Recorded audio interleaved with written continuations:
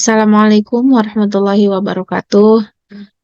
Saya ucapkan selamat datang kepada teman-teman di perkuliahan kepemimpinan.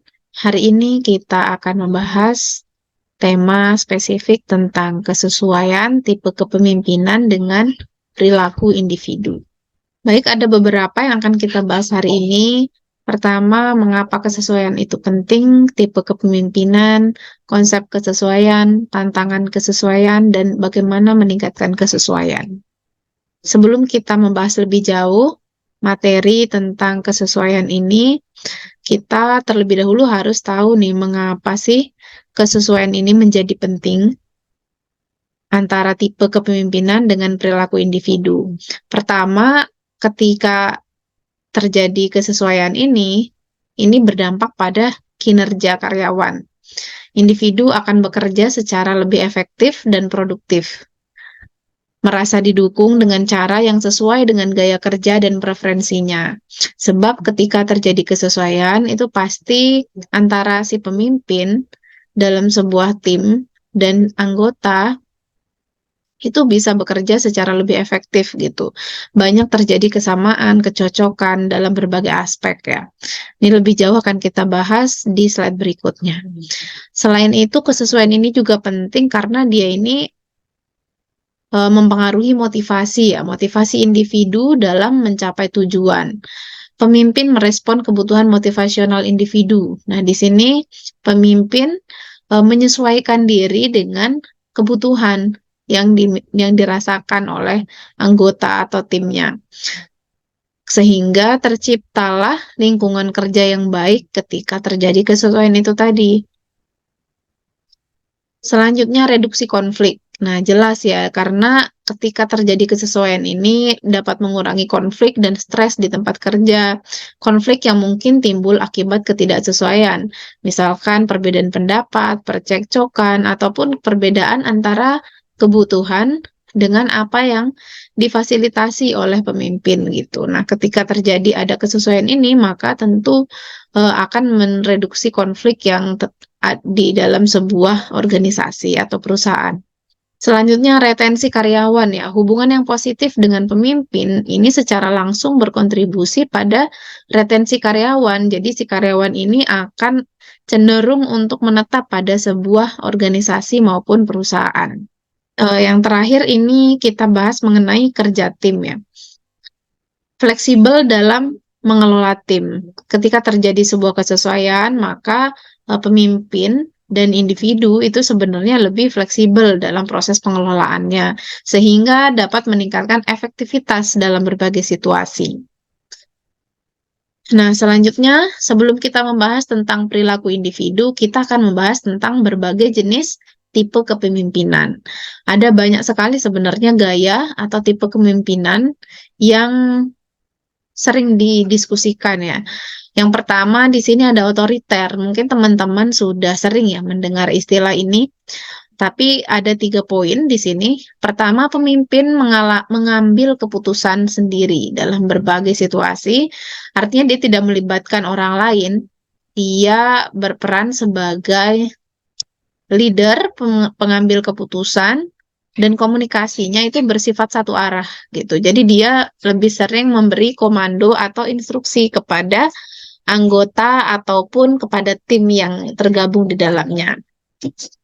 Sebenarnya berbagai tipe kepemimpinan ini juga tidak melulu salah atau tidak bisa juga kita anggap sebagai keliru ya. Karena seperti otoriter ini juga dalam beberapa situasi sebenarnya dibutuhkan gitu. Cocok untuk situasi darurat atau ketika kecepatan eksekusi itu dibutuhkan gitu. Tentu kita seorang pemimpin itu juga harus memiliki kemampuan untuk membuat keputusan secara cepat gitu tanpa melibatkan orang lain karena dalam perusahaan atau dalam organisasi itu dibutuhkan masa-masa yang seperti itu ketika ada kondisi yang darurat gitu.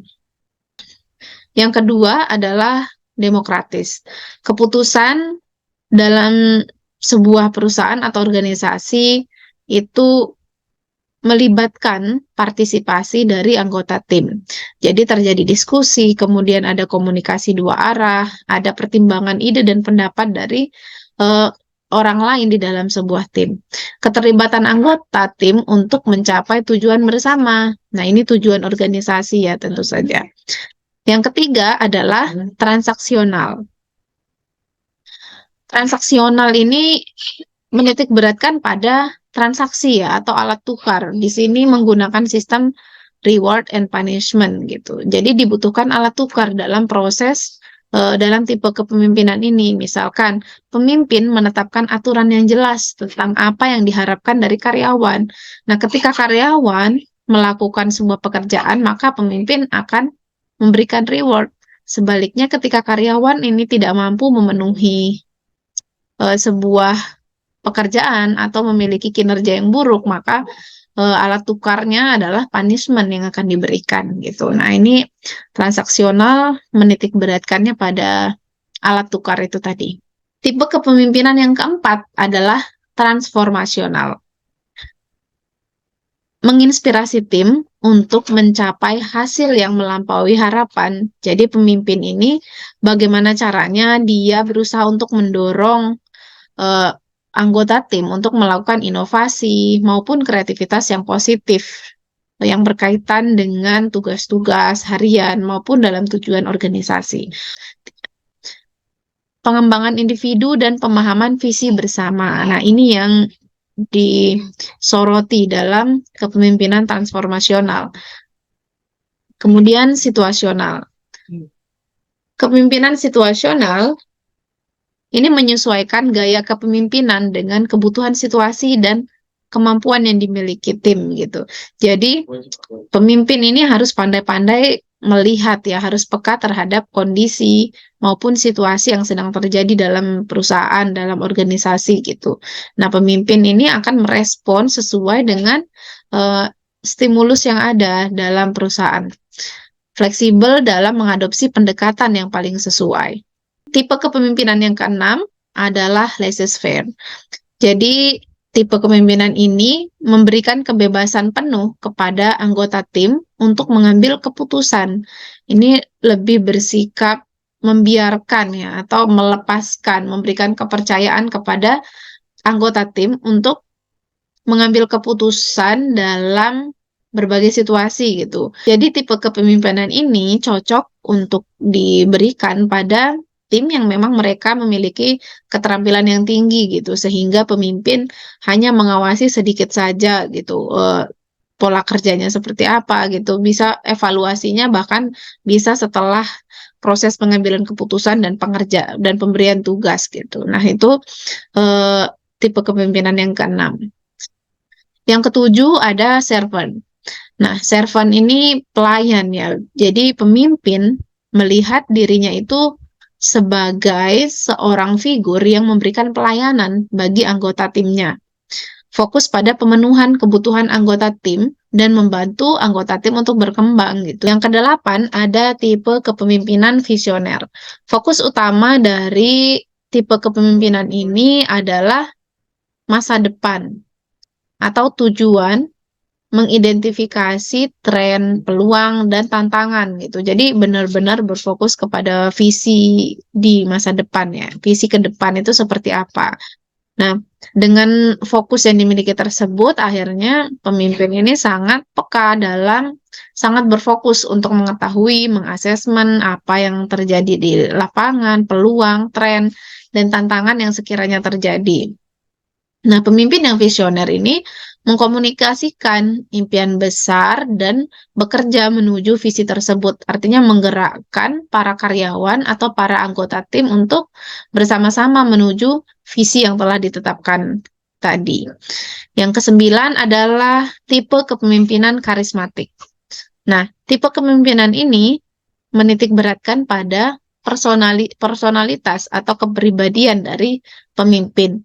Di sini kemampuan pemimpin untuk memotivasi dan memengaruhi tim dengan daya tarik pribadi, dengan daya tarik yang dimilikinya. Pemimpin juga hidup sesuai dengan nilai-nilai yang dicontohkan. Jadi bawahan itu benar-benar merasa seorang pemimpin yang menjadi leadernya itu adalah sosok yang karismatik gitu, yang benar-benar bisa menjadi teladan untuk diikuti pola hidupnya. Biasanya pemimpin jenis ini itu memiliki kepercayaan diri yang tinggi, optimisme, pengaruh personal yang kuat, dan biasanya punya berkepribadian yang positif gitu ya.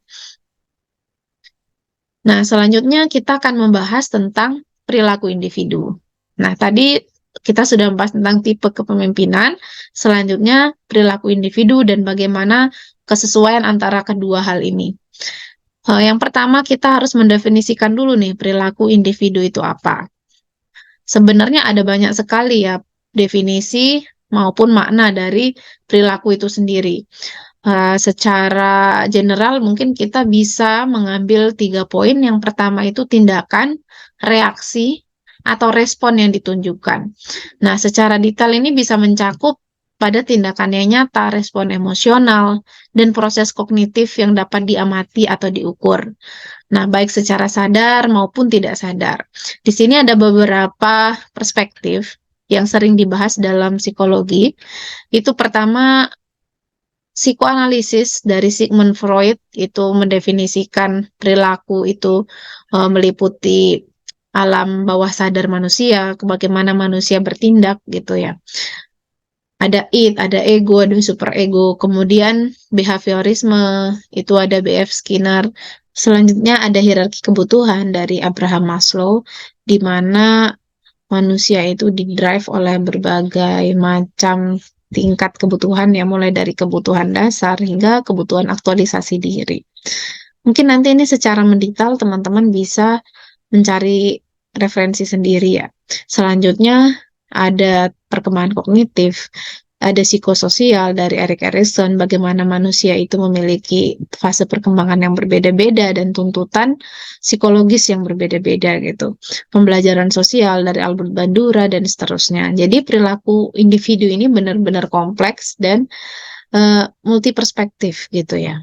Oke, selanjutnya di sini ada beberapa aspek kesesuaian perilaku individu dengan pemimpin. Gitu. Apa saja sih sebenarnya dari perilaku individu yang perlu kita gali bersama, yang kemudian nanti kesesuaiannya dengan pemimpin itu seperti apa, begitu ya. Yang pertama di sini ada kepribadian. Di sini tipe kepemimpinan sesuai dengan karakteristik kepribadian individu. Analisis kepribadian, sehingga kita bisa melihat preferensi ataupun gambaran mental, gambaran psikologis seorang manusia secara utuh gitu loh. Jadi dengan kita mengetahui kepribadiannya, akhirnya kita akan mengetahui kecenderungan-kecenderungannya gitu, bagaimana ia bertindak gitu. Nah, selanjutnya adalah gaya belajar, karena setiap individu itu memiliki perbedaan dalam mempersepsi maupun mengolah sebuah informasi gitu. Nah, di sini dengan kita mengetahui cara individu memproses dan memahami informasi, maka pemimpin dapat mengetahui instruksi dan arahan dengan cara yang paling efektif gitu, menyesuaikan bagaimana cara menanggapi ataupun merespon perbedaan ini gitu untuk menyesuaikannya sehingga menjadi lebih efektif. Pemimpin dapat memanfaatkan berbagai metode pengajaran maupun pembimbingan ya terhadap anggotanya sesuai dengan gaya belajar masing-masing.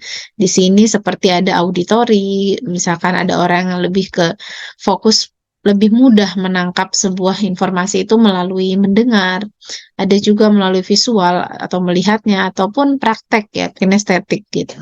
Kemudian motivasi dan nilai. Mengetahui apa yang memotivasi individu dan nilai-nilai yang dianut. Nah, dengan mengetahui ini, kesesuaiannya itu pemimpin bisa menyusun strategi motivasi yang sesuai gitu, yang cocok dengan kebutuhan individu. Motivasi apa dan nilai apa yang dipercaya oleh seseorang itu kan juga penting ya ketika kita ingin mempengaruhinya atau menyesuaikan diri dengan latar belakang tersebut. Nah, pemimpin mengarahkan motivasi individu ke arah tujuan bersama, menyesuaikan insentif atau pengakuan, ya validasi ini dengan nilai-nilai yang dihargai oleh tim. Misalkan kita seorang pemimpin ini akan memberikan validasi atau memberikan pengakuan ya yang berbeda antara satu karyawan dengan karyawan yang lain. Misalkan ada karyawan yang lebih menyukai insentif berupa penghargaan finansial, tapi ada juga yang merasa lebih penting untuk diakui ataupun diberi pujian di depan banyak orang, seperti memilih karyawan yang paling bagus di minggu ini atau di bulan ini. Nah, hal itu menjadi penting untuk disesuaikan gitu dengan kita mengetahui perilaku individu. Aspek kesesuaian yang lain yang juga penting untuk diketahui adalah keterampilan yang dimiliki oleh individu. Jadi keterampilan ini tentu memiliki gambaran yang berbeda-beda di setiap orang gitu. Sehingga pemimpin bisa memberikan keterampilan individu yang spesifik untuk berkontribusi pada kebutuhan yang juga spesifik gitu, yang sesuai, sehingga benar-benar bisa efektif. Selanjutnya, aspek kesesuaian yang lain adalah preferensi pemimpin. Nah, ini lebih ke preferensi si karyawan atau tim ya, tim dalam sebuah organisasi, individu ya. Bagaimana ketika kita memahami preferensi individu terhadap gaya kepemimpinan yang diinginkan, maka pemimpin ini bisa menyesuaikan pendekatan. Mungkin karena hal ini juga penting ya, karena setiap orang ini memiliki preferensi yang berbeda. Misalkan beberapa orang itu merespon lebih baik terhadap kepemimpinan yang memberikan panduan dan struktur yang terarah gitu, yang jelas, mungkin orang yang rigid ya. Sedangkan beberapa orang menghargai kebebasan dan diberi inisiatif. Nah, ini tentu gambaran yang berbeda ya, sehingga ini juga bisa kita lihat menarik benang kesesuaian antara perilaku individu dengan pemimpin. Kemudian konteks dan situasi. Nah, ini individu itu bisa berubah sesuai dengan konteks dan situasi tertentu. Sebab kita tahu identitas manusia ini itu tidak ajak ya. Artinya identitas manusia itu terus berkembang. Dan ada istilah itu identitas kontinu atau identitas terus-menerus. Nah, karena setiap orang manusia terus berubah, maka pemimpin ini harus lebih fleksibel untuk mendapatkan tadi kesesuaian antara bagaimana ia memimpin dan bagaimana perilaku individu. Nah, pemimpin mengadaptasi gaya kepemimpinan tergantung pada situasi. Misalkan membutuhkan keputusan cepat, kolaborasi tim, atau pengelolaan konflik. Diskusi selanjutnya kita akan membahas tentang proses kesesuaian. Pertama, bagaimana sebenarnya kesesuaian antara tipe kepemimpinan dan perilaku individu ini terjadi. Yang pertama itu kita melakukan analisis kepribadian. Ada banyak cara untuk mengetahui kepribadian seseorang ya. Dalam psikologi itu ada banyak sekali tesnya. Beberapa di antaranya ada MBTI, ada Big Five Personality, DISC Assessment, 16 Personalities, dan seterusnya. Nah, setelah kita melakukan analisis kepribadian individu, selanjutnya kita akan membuat kesimpulan asesmen. Nah, bagaimana review hasil tes kepribadiannya. Kemudian kita mengidentifikasi pola kepribadian karyawan atau tim. Nah, dari situlah kita bisa melihat analisis keterkaitan dengan gaya kepemimpinan, identifikasi area pengembangan. Nah, barulah sampai pada tahap penyesuaian pemimpin. Jadi pemimpin ini melihat, oh karakteristik dari karyawan A itu seperti ini, sisi positifnya seperti ini, dan pendekatan yang bisa dilakukan itu seperti apa gitu. Nah, di sini pemimpin bisa beradaptasi dalam segi yang positif gitu, bisa meningkatkan yang positif dari karakteristik karyawan tersebut berdasarkan gambaran personal, keterampilan, dan motivasi bawahan. Dan pemimpin juga harus jeli pada situasi yang membutuhkan respon khusus pada setiap individu. Nah, di sini juga ada beberapa tantangan dalam kesesuaian itu sendiri. Pertama, diversitas individu. Jelas ini ya, karena setiap manusia itu ada perbedaan, ada individual differences ya. Manusia memiliki latar belakang, pengalaman, dan nilai yang beragam. Identitas manusia yang bersifat lunak dan bisa berubah, ini identitas terus-menerus itu tadi kan juga mempengaruhi bagaimana kepribadian seseorang. Nah, sedangkan menemukan satu gaya kepemimpinan yang sesuai untuk semua orang itu menjadi sulit. Dan menerapkan kepemimpinan yang berbeda-beda itu juga tidak mudah gitu. Pendekatan yang berbeda-beda itu juga lumayan kompleks ya untuk melakukannya. Nah, selain itu tantangannya juga perubahan lingkungan kerja ya. Lingkungan kerja yang berubah memerlukan adaptasi cepat. Dinamika dalam tim, ada dinamikanya ya, pasti ada naik turunnya dalam sebuah diskusi maupun pola komunikasi dalam tim, restrukturisasi, ekspansi, penggabungan, atau akuisisi. Nah, perubahan yang terjadi ini, pemimpin harus mengenali semua perubahan ini dan menyesuaikan gaya kepemimpinan yang tepat. Pada diskusi berikutnya kita akan membahas bagaimana meningkatkan kesesuaian antara pemimpin, tipe kepemimpinan, dan individu. Pertama, dibutuhkan kolaborasi dan komunikasi terbuka. Lingkungan kerja yang menghargai komunikasi terbuka dan kolaborasi ini akan memberikan peluang untuk individu atau anggota di dalam tim itu mengkomunikasikan apa yang diinginkan, sehingga kita pemimpin itu bisa menyesuaikan diri atau bisa menjadi bahan evaluasi untuk perbaikan gitu ya. Nah, selanjutnya mengadakan pertemuan rutin, forum diskusi atau platform kolaboratif untuk memfasilitasi pertukaran ide. Nah, ini sama ya kayak tadi itu. Jadi, tetap ada wadah yang bisa menampung aspirasi dari anggota tim sehingga pemimpin itu juga bisa memperbaiki gaya pendekatan kepemimpinan ya terhadap anggotanya. Yang terakhir, melakukan pemantauan secara berkala. Nah, ini juga termasuk bagaimana komunikasi itu terbuka luas ya. Maksudnya tidak ada sekat gitu ya, tidak ada ketakutan untuk menyampaikan apa gagasan maupun ide yang dimiliki oleh karyawan. Selanjutnya pengembangan pribadi dan pelatihan. Nah, di sini memberikan kesempatan untuk pengembangan pribadi dan pelatihan kepemimpinan, membantu individu mengenali dan mengoptimalkan kekuatan, mengembangkan keterampilan kepemimpinan yang sesuai dengan konteks pekerjaan. Nah, ini juga bisa menjadi salah satu cara untuk meningkatkan kesesuaian itu tadi, karena dengan memberikan peluang kepada karyawan, kepada anggota untuk mengembangkan diri dan memberikan pelatihan sehingga terstimulasilah itu berbagai sisi positif. Nah, dengan memberikan kesempatan kepada karyawan atau kepada anggota tim untuk mengembangkan diri dan memberikan pelatihan, maka pemimpin itu juga bisa menyesuaikan diri dengan berbagai sisi positif yang terstimulasi dari individu. Selanjutnya, fleksibilitas dalam penyesuaian. Preferensi dan kebutuhan individu itu dapat berubah.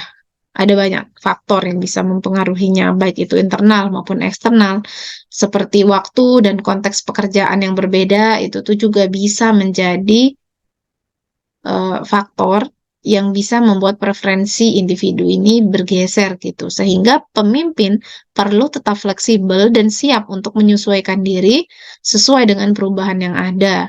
Nah, ini salah satu cara untuk meningkatkan kesesuaian. Selanjutnya, pengembangan hubungan interpersonal. Pemimpin membangun hubungan interpersonal yang kuat dengan anggota tim, memahami kebutuhan pribadi, aspirasi, dan harapan individu. Sehingga terciptalah lingkungan kerja yang mendukung. Artinya hubungan ini tidak sebatas kerja semata gitu, tetapi kerja output saja yang dilihat gitu, tapi bagaimana sebenarnya secara sisi psikologis dari individu dalam tim itu seperti apa, itu juga menjadi penting ya untuk membangun hubungan interpersonal yang sehat. Selanjutnya, umpan balik dan evaluasi periodik.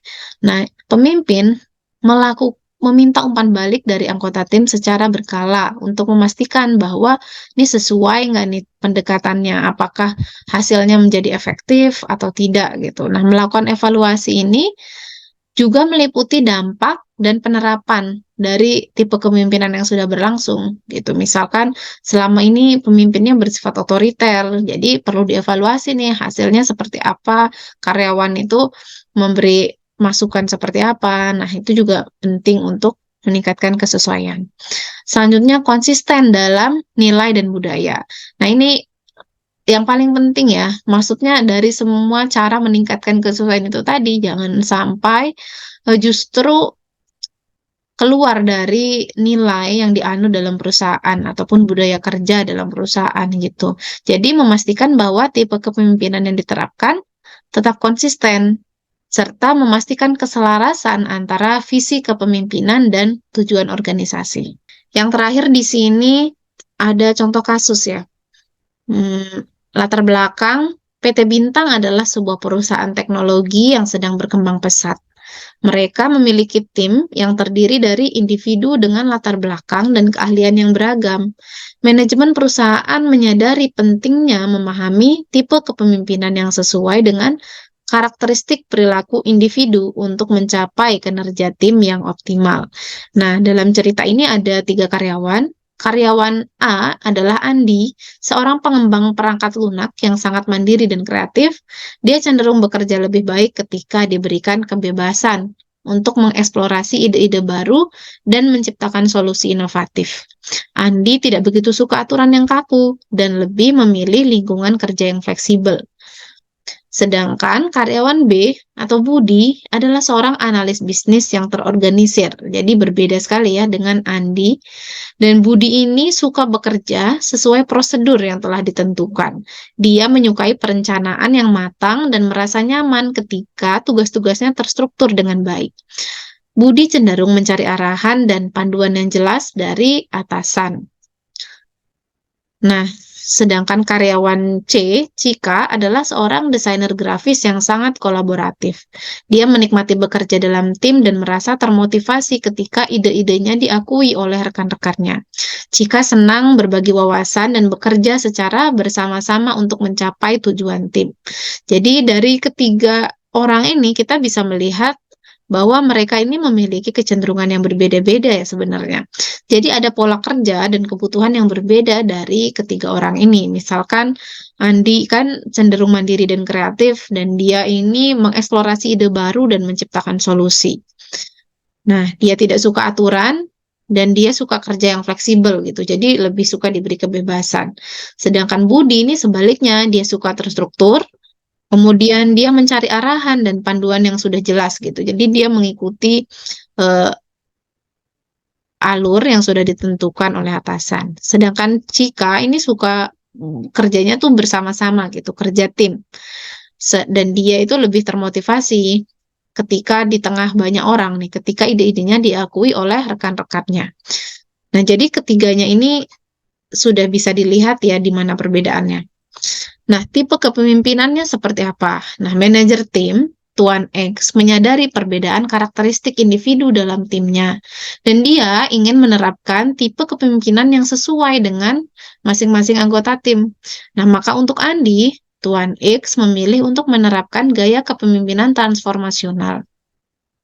Dia memberikan kebebasan kepada Andi untuk mengembangkan ide-ide kreatifnya dan memberikan apresiasi atas kontribusi inovatif yang diberikan oleh Andi. Sebab itu tadi, Andi ini menyukai kebebasan. Ketika dia justru diberikan aturan yang jelas, maka tentu inovasi dan ide kreatifnya ini akan menjadi tumpul gitu ya, tidak tahu cara untuk menyalurkannya. Sedangkan untuk Budi, sebagai respon terhadap preferensi Budi yang menyukai struktur, Tuan X mengadopsi gaya kepemimpinan transaksional.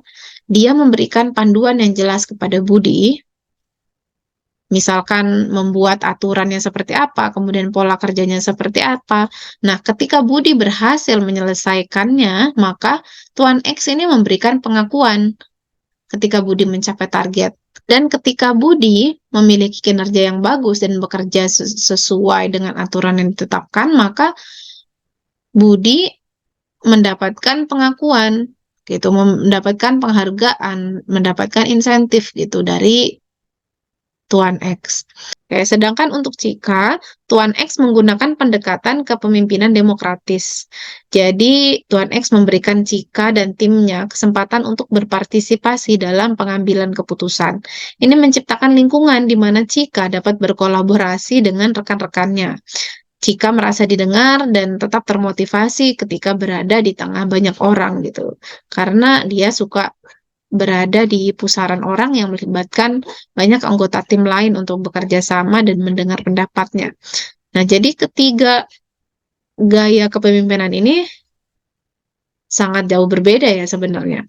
Dan ini dilakukan oleh satu orang yaitu Tuan X. Nah, disinilah pentingnya itu tadi, pentingnya kesesuaian antara tipe kepemimpinan dengan preferensi individu maupun perilaku individu. Nah, ketiga konteks ini tadi itu jelas sangat berbeda antara Andi, Budi, dan Cika ya. Nah, disinilah sebenarnya pentingnya kesesuaian antara tipe kepemimpinan dengan perilaku individu. Dengan kita mengetahui gambaran perilaku ataupun preferensi dari Andi, Budi, dan Cika, maka kita pemimpin itu bisa menyesuaikan tipe kepemimpinan yang cocok sehingga ditemukanlah sebuah pola kerja yang lebih efektif gitu ya, dan memiliki kontribusi yang lebih bagi sebuah organisasi maupun perusahaan. Baiklah, ini adalah akhir dari presentasi saya. Terima kasih atas perhatiannya, semoga bermanfaat. Assalamualaikum warahmatullahi wabarakatuh.